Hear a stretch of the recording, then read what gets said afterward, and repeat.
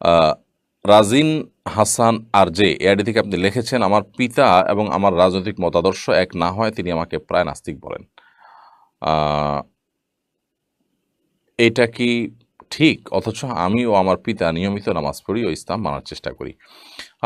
দেখুন, কোনো মানুষ যদি নাস্তিক না হয়ে থাকে, আর যদি তাকে কেউ নাস্তিক বলে, তাহলে যে নাস্তিক বলেছে সে নাস্তিক হয়ে যাওয়ার সমূহ আশঙ্কা আছে। কারণ সহিহ বুখারীর একটা হাদিস আছে, নবী সাল্লাল্লাহু আলাইহি ওয়াসাল্লাম বলেছেন, কেউ কাউকে যদি কাফের বলে আর সে লোকটা যদি কাফের না হয়, তাহলে তাদের একজন ঠিক কাফের হবে, অর্থাৎ যিনি বলেছেন এটা তার দিকে বর্তাবে। এই জন্য কারোর ঈমান নিয়ে প্রশ্ন তোলা বা তাকে অন্য ধর্মাবলম্বী বলার আগে নিশ্চিত হতে হবে সে আসলে অন্য ধর্মাবলম্বী কিনা।